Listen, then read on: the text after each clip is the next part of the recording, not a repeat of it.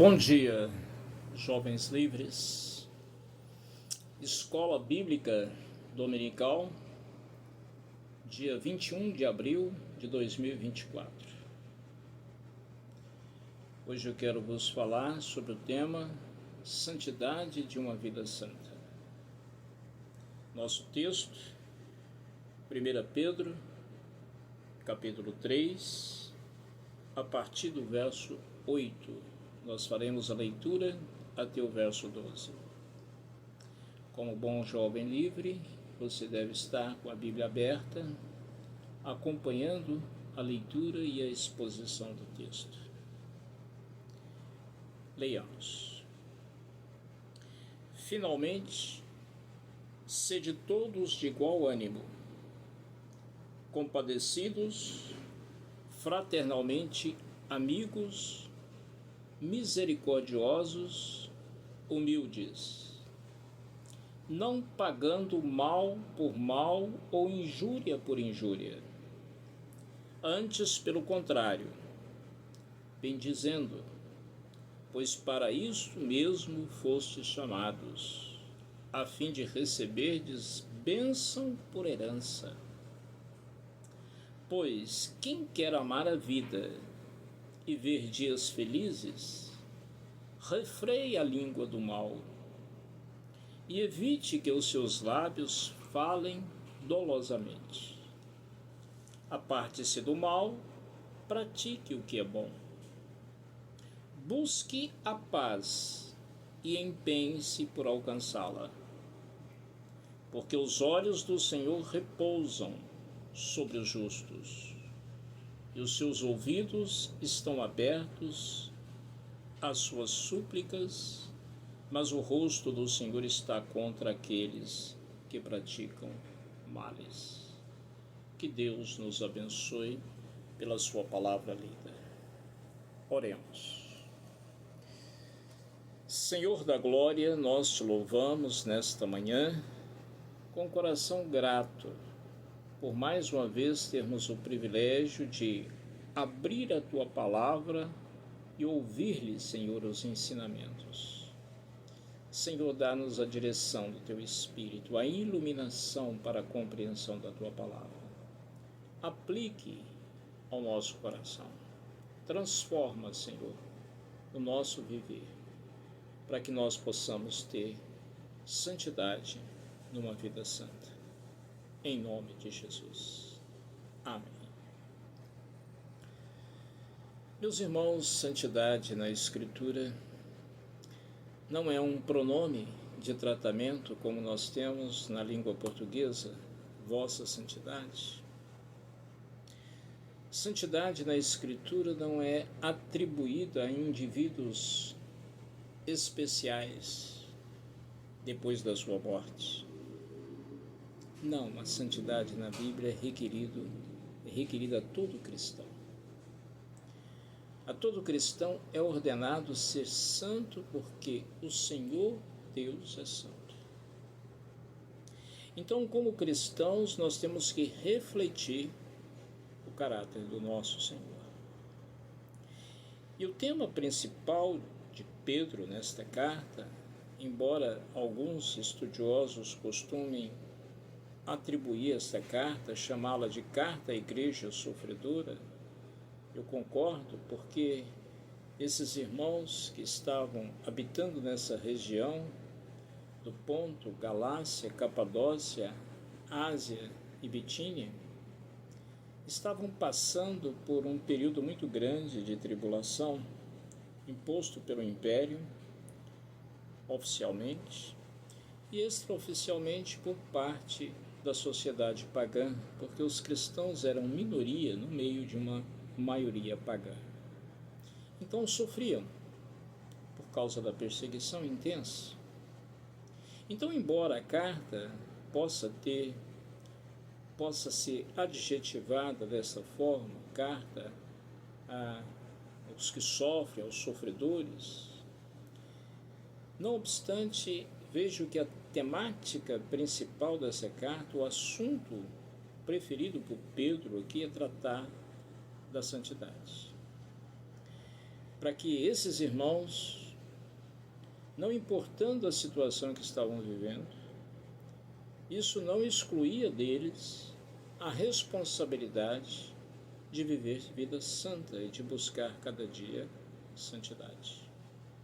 E temos visto isso, os irmãos que têm acompanhado essas exposições da carta de 1 Pedro, temos visto Pedro desenvolvendo esse assunto, falando sobre isso, mostrando inicialmente os privilégios que o cristão tem como servos do Senhor e a responsabilidade de buscar viver uma vida santa, submetendo as autoridades constituídas, mesmo que essas autoridades estejam perseguindo a eles, os servos submetendo aos seus senhores, mesmo que os seus senhores sejam perversos, os servos devem se submeter aos seus senhores, as esposas submetendo aos seus maridos, mesmo que o marido não obedeça a palavra, mas que ela possa ganhá-lo através do seu procedimento fiel.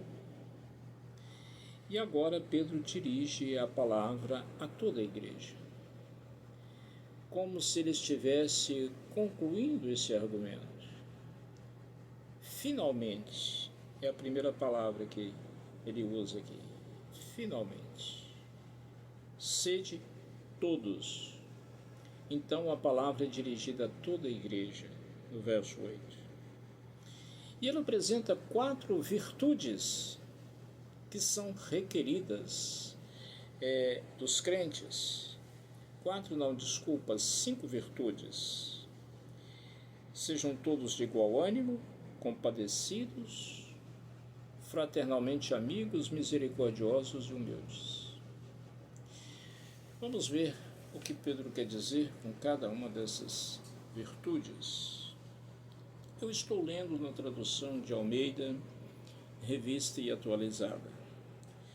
E a forma como Almeida, Revista e Atualizada traduz a palavra grega homofronês é sede todos de igual ânimo. Igual ânimo. Homofronês, ao pé da letra, significa uma mente igual. Entretanto, Pedro não está dizendo que os irmãos têm que pensar de forma uniforme com relação a todas as coisas, mas está dizendo que precisam viver em harmonia. Esse ser de todos de igual ânimo trata-se de uma vida em harmonia. Que tipo de harmonia? Harmonia entre o crer e o ser, entre a doutrina e a prática. Não pode haver uma dicotomia, uma separação, uma divisão entre aquilo que se crê e aquilo que se pratica.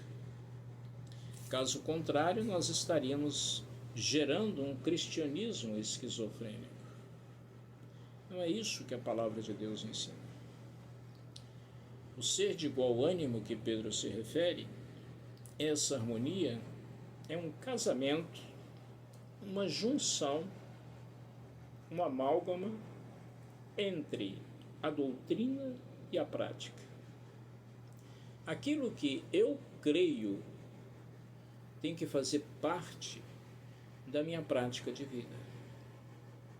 Caso contrário, eu estaria caindo naquilo que Jesus chamou de hipócritas quando se dirigia aos escribas e fariseus da sua época. Capítulo 23 de Mateus, capítulo inteirinho, Jesus se dirige a eles dessa forma. Vós, escribas e fariseus hipócritas. E o assunto era justamente esse, porque eles diziam crer de uma forma, mas eles praticavam de outra forma. Não eram coerentes, consistentes entre o crer e o ser. Então, não se pode levar a sério Alguém que se diz cristão, que crê nas doutrinas da Escritura, que é membro de igreja, mas que a sua vida não confirma a fé que ele diz professar. Então essas pessoas não são levadas a sério. Pedro quer que os seus leitores, ouvintes, os originais e o Espírito Santo manteve essa palavra para chegar até nós, então o Espírito Santo aplica esta palavra a nós para que sejamos assim, coerentes, consistentes entre aquilo que cremos e aquilo que fazemos. Se a nossa doutrina não influir a nossa prática, ou seja, se aquilo que nós cremos não se expressar no nosso fazer, aquilo que nós cremos só servirá para juízo contra nós. É algo muito sério. Quanto mais nós aprendemos, mais nos tornamos responsáveis diante de Deus. Por isso Tiago diz no capítulo 3 da sua carta que muitos não devem querer ser mestres, porque sobre o mestre há maior juízo. E a palavra mestre é utilizada para aqueles que ensinam, para aqueles que têm responsabilidade de transmitir a outros as verdades cristãs. Para esses, a responsabilidade, assim como eu, a responsabilidade é muito maior.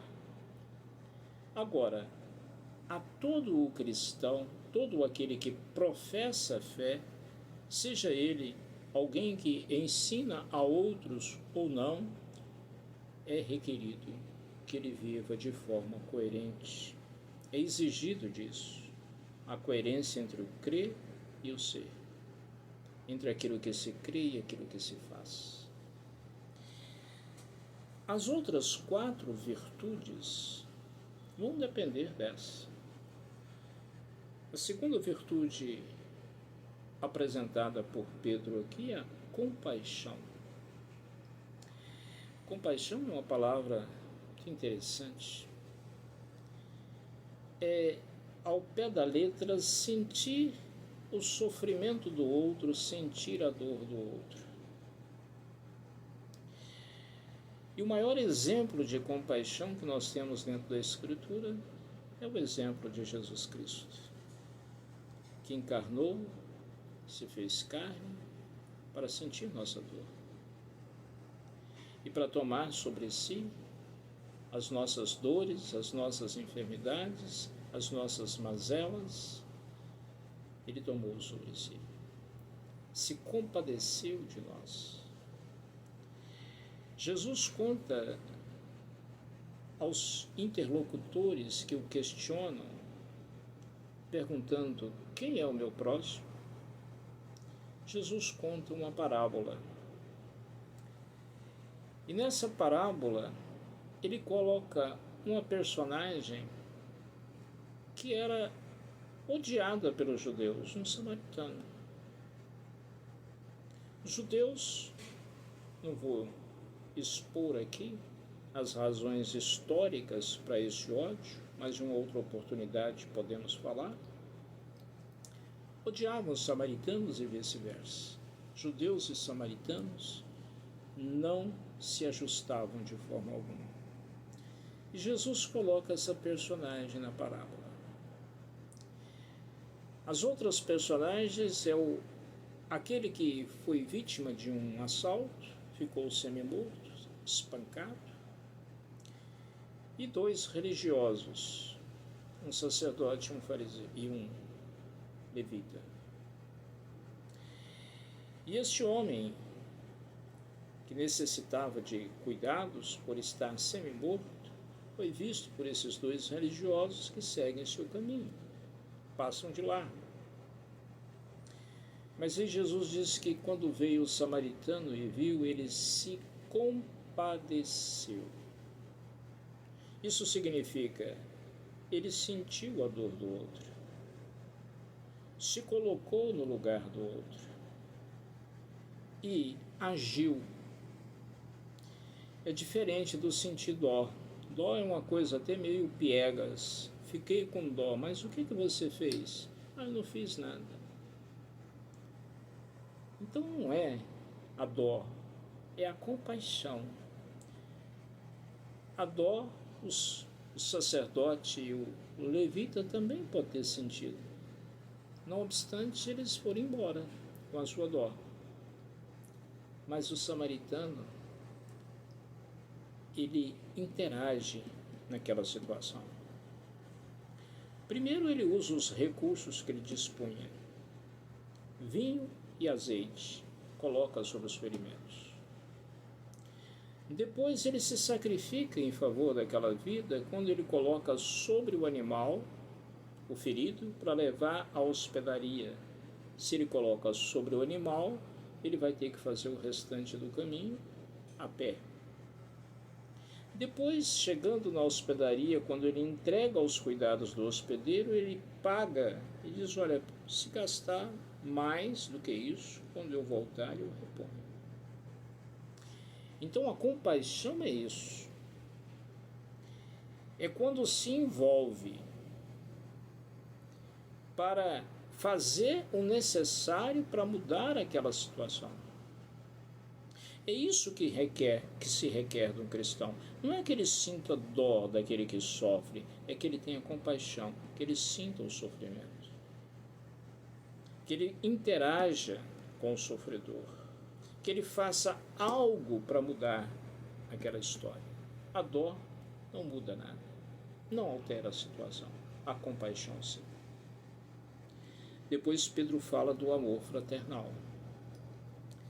Fraternalmente amigos é a terceira virtude. Amor fraternal. Isso é algo que falta muito a nós cristãos, embora nos tratemos como irmãos. Mas eu observo, na minha prática pastoral, que muitos irmãos só considera o outro como irmão e o trata como irmão dentro da igreja. Abraça, pergunta como vai a família, cantam juntos, oram juntos. Terminando o culto, saem, se despedem e às vezes passam uma semana inteira sem saber o que o outro está passando, se está precisando de algo,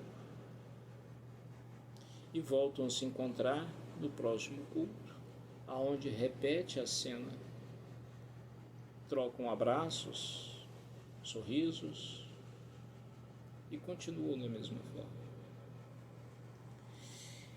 Isso está longe de ser o amor fraternal que a Bíblia requer. O êxito da igreja nos seus primórdios, a igreja primitiva, a igreja pós-Pentecostes, foi justamente um envolvimento de uns para com os outros, um envolvimento radical. Eu gostaria que você abrisse comigo e acompanhasse o texto de Atos dos Apóstolos, capítulo 2, onde faremos a leitura dos versos 42 a 47. Vamos ver aqui um exemplo de amor fraternal. Diz assim a palavra do Senhor: e perseveravam na doutrina. A doutrina dos apóstolos, a doutrina que os apóstolos aprenderam com Jesus e transmitiram a esses primeiros cristãos. E eles perseveravam nela, ou seja, caminhavam de acordo com ela, a praticavam. A doutrina não era só um ensino para ilustração do espírito. Não, era prática de vida. Porque eles perseveravam na doutrina, na comunhão. A palavra comunhão significa um viver de acordo, significa a harmonia que Pedro falou também aqui na carta, quando ele fala de sede todos de igual ânimo. Uma harmonia. Isso é comunhão. No partir do pão, que provavelmente aqui deve ser uma referência à ceia do Senhor, que eles participavam juntos. E nas orações, significa que perseveravam também nas orações. Oravam juntos. Em cada alma havia temor, e muitos prodígios e sinais eram feitos por intermédio dos apóstolos. Havia milagres nessa comunidade. Em cada alma havia temor. Todos os que creram estavam juntos e tinham tudo em comum.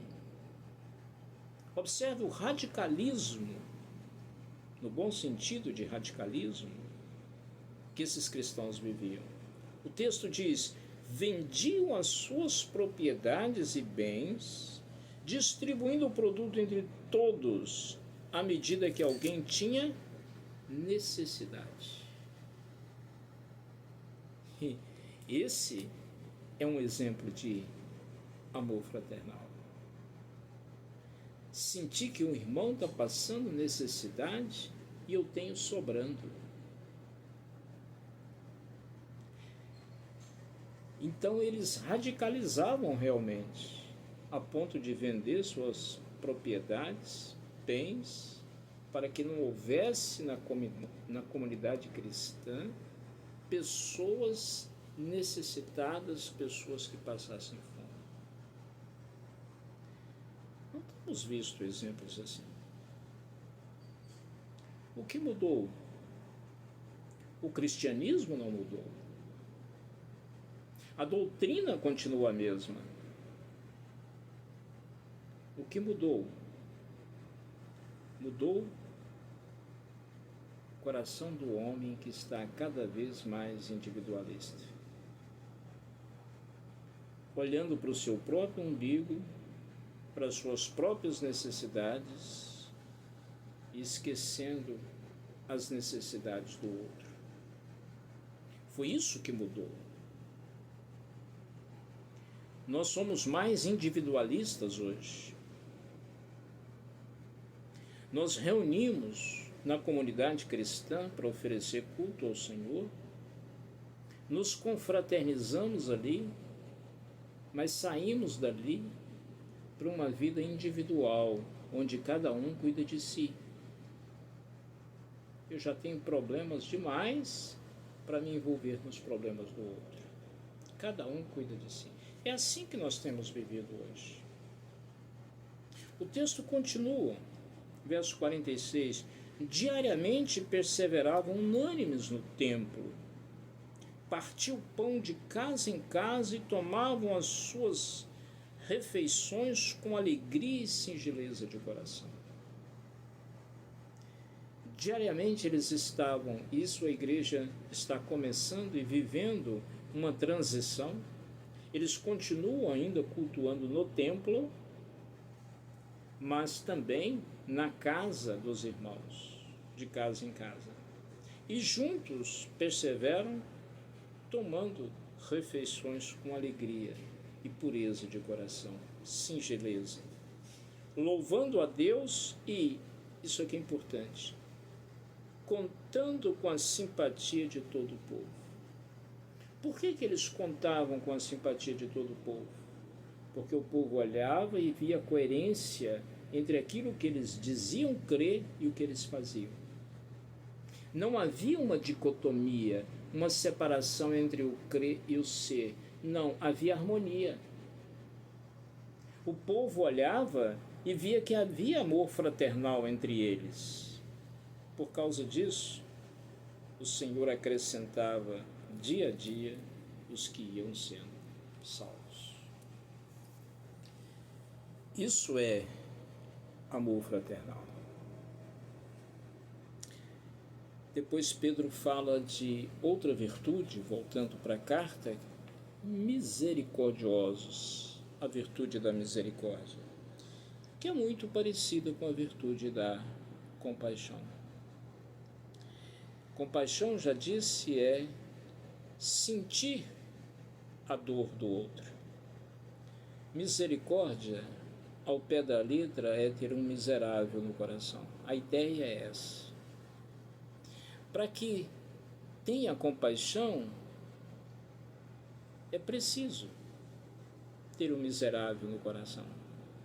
Então, a misericórdia é o exercício da compaixão. Se a compaixão é o sentir a dor do outro, a misericórdia é quando se exercita esse sentimento de forma prática. A parábola citada, chamada do bom samaritano, Jesus, ao terminar de contar a história, ele devolve a pergunta aos seus interlocutores. Os interlocutores perguntaram a ele: quem é o meu próximo? Jesus conta a história e pergunta para eles: quem parece ser o próximo do homem que foi assaltado? Então, os interlocutores de Jesus não tiveram outra resposta. A resposta tinha que ser essa: aquele que usou de misericórdia para com ele. Então a misericórdia é o exercício da compaixão. E a quinta virtude, humildade. Eu quero ser sincero com os irmãos e dizer que eu tenho dificuldade de definir humildade. Conceituar humildade, para mim, é uma coisa extremamente difícil. E se é difícil conceituar humildade, imagina viver aquilo que nós não conseguimos nem sequer definir. A palavra, como nós a encontramos no português, humilde, ela vem do latim humilis, cuja raiz é humus, que significa terra. Isso já dá uma ideia, porque é o contrário então de soberba. Enquanto a soberba se coloca a pessoa para cima, humildade, se é terra, então é um sentido mais abaixo, de prostração, de submissão. Agora, como fazer isso?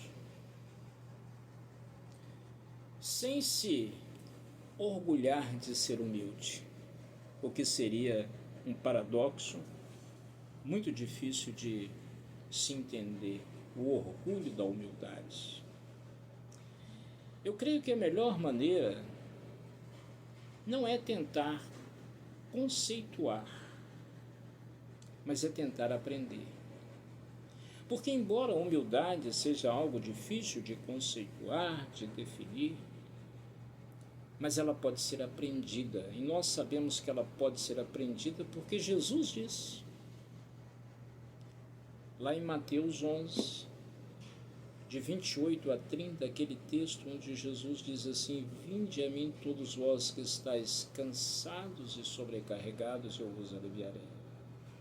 Tomai sobre vós o meu jugo e aprendei de mim, que sou manso e humilde de coração.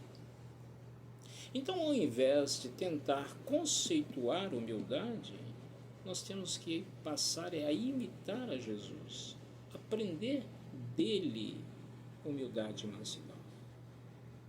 É na imitação do Senhor Jesus.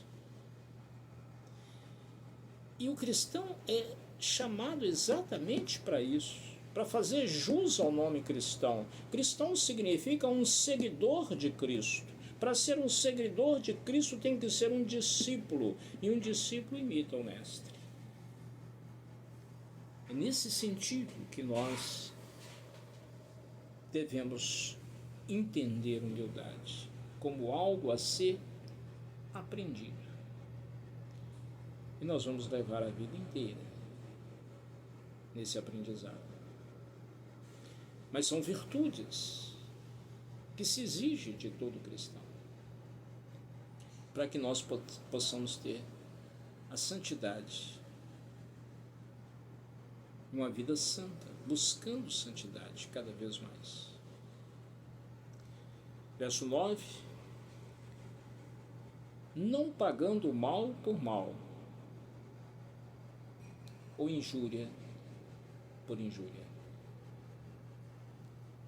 Antes, pelo contrário, bendizendo, pois para isso mesmo fostes chamados, a fim de receberdes bênçãos por herança.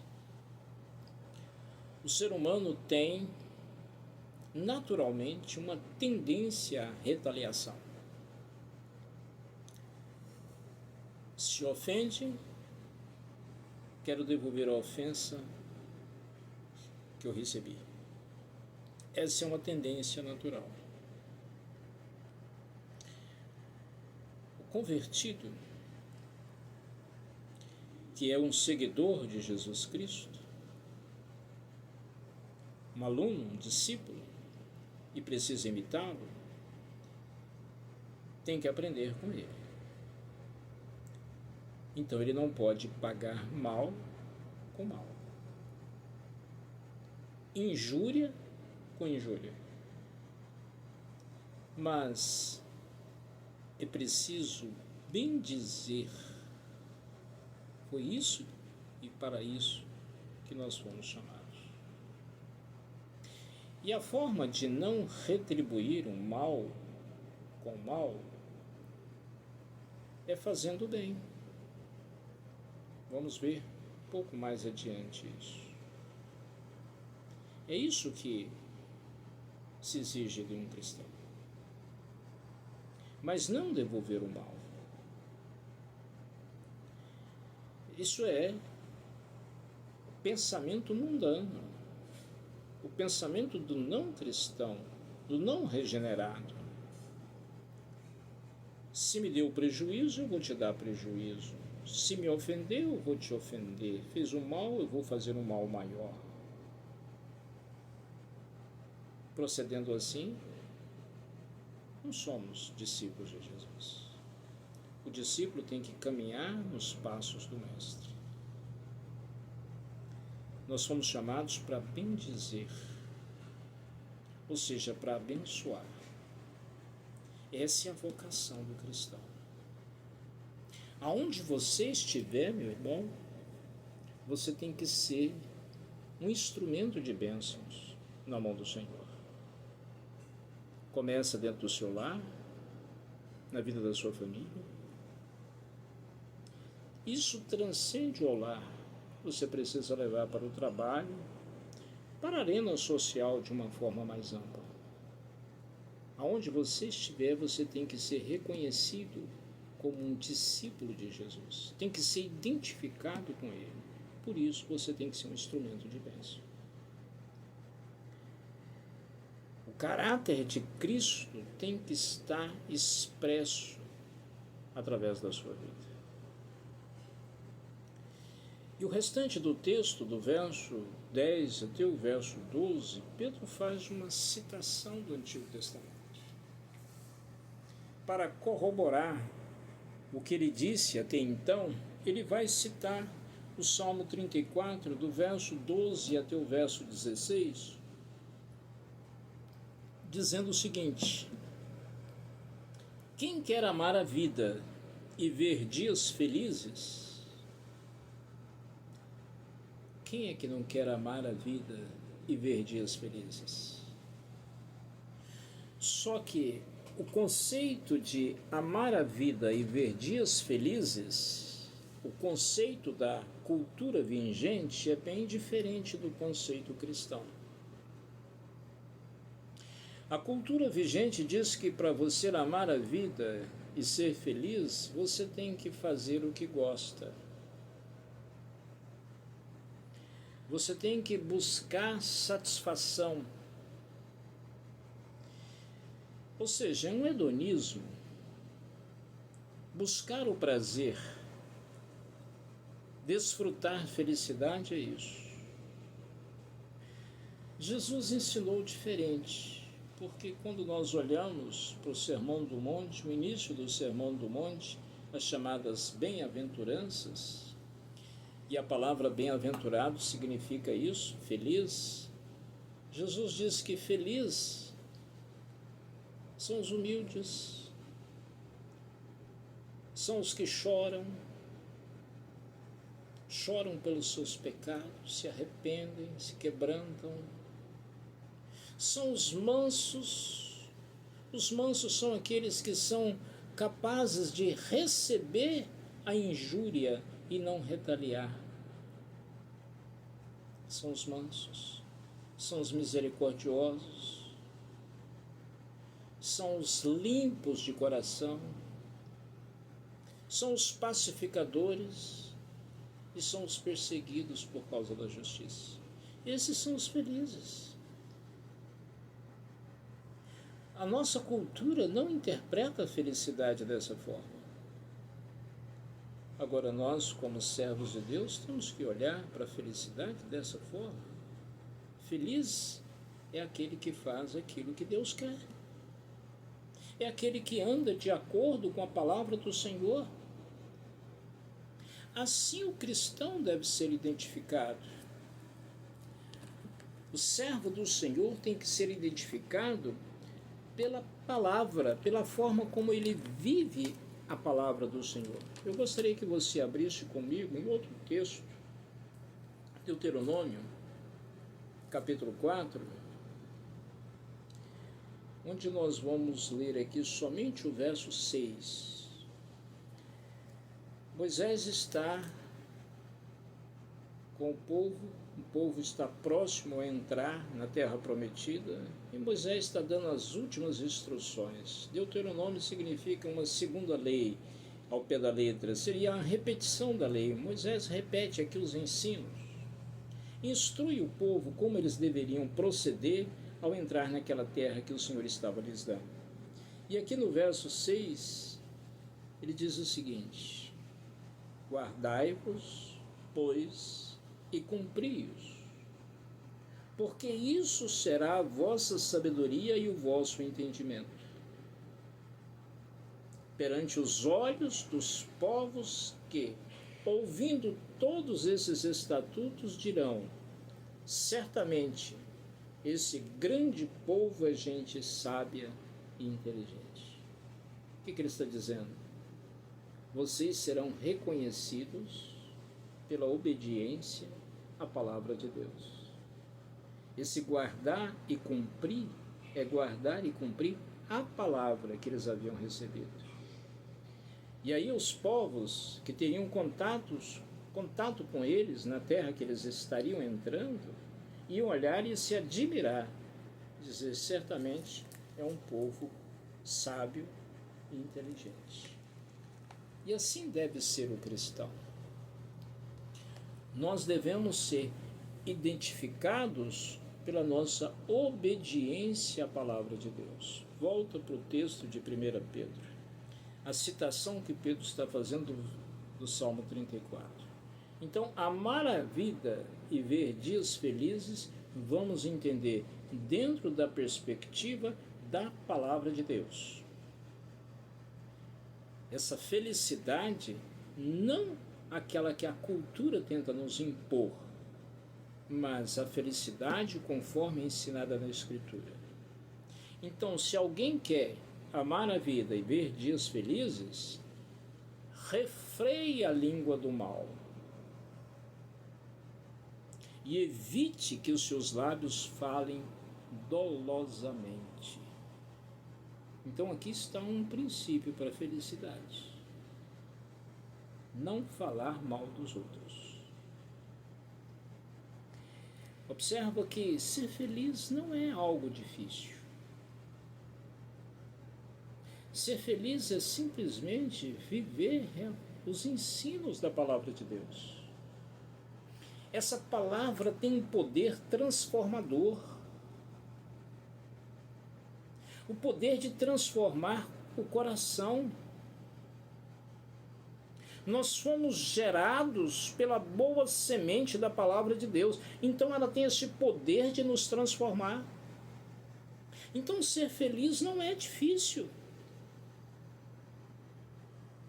Essa língua precisa ser convertida. E o que é falar mal dos outros? É falar mal do outro quando o outro não está presente. Cometemos esse deslize, temos que corrigir. Os lábios de falar de forma enganadora. Porque às vezes falamos mal dos outros sem saber se o que estamos falando é realmente verdade. Verso 11. Aparte-se do mal e pratique o que é bom. Então ser feliz é não falar mal dos outros, é se apartar de qualquer forma de mal. E o que é mal? O contrário do que é bom. Mas não basta se afastar do mal. É preciso dar um passo a mais. E qual que é o passo a mais? Praticar o bem. Praticar o que é bom. Então você refreia a sua língua do mal, aparte-se de toda forma do mal e pratique o que é bom.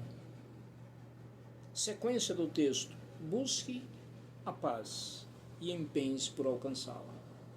Jesus ensinou lá no Sermão do Monte, que me referi há pouco, que bem-aventurados são os pacificadores, porque serão chamados filhos de Deus. Os pacificadores são esses, buscam a paz, empenham-se por alcançá-la. O pacificador, ele o é no lugar onde ele está. Jamais coloca lenha na fogueira, mas água. Não fomenta o fogo, mas apaga. Faz o que é possível para apagar.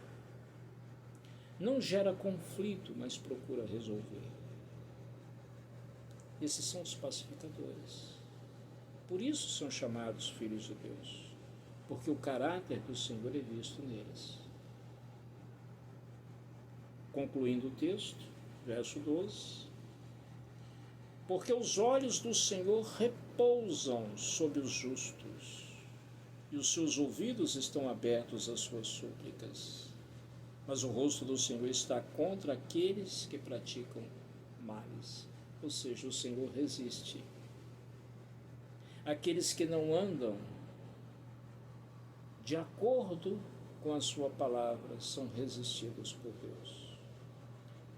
Mas, em contrapartida, os seus olhos e os seus ouvidos estão atentos aos justos. Como é uma citação do Antigo Testamento, entenda, justos na perspectiva do Antigo Testamento são os piedosos.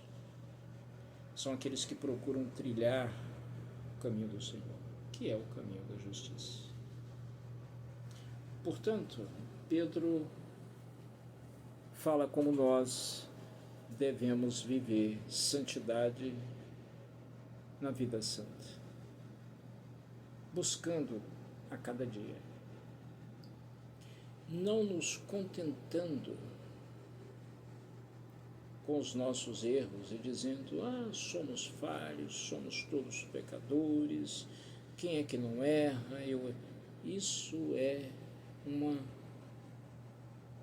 uma forma de justificativa. Precisamos sim admitir nossos pecados, nossas falhas, precisamos sim, mas sempre com a intenção de crescer, de superar, de rogar a graça de Deus, e não como uma tentativa de justificar. Tem pessoas que justificam suas atitudes erradas pelo temperamento e dizem, não, esse é o meu temperamento. Olha, a Bíblia nem sequer fala de temperamento, mas a Escritura fala do fruto do Espírito e aquilo que nós, como cristãos, devemos ser como seguidores de Jesus Cristo. E é aí que nós temos que orientar nossa vida. Portanto, santidade não é algo inalcançável para as pessoas comuns como nós. Se fosse, a Bíblia não exigiria de nós. Sede santos porque eu sou santo, é o que o Senhor exige de nós. Então nós temos que buscar. É algo a ser perseguido por nós, desejado, buscado com diligência. Crescer cada dia mais, para a glória do nome do Senhor.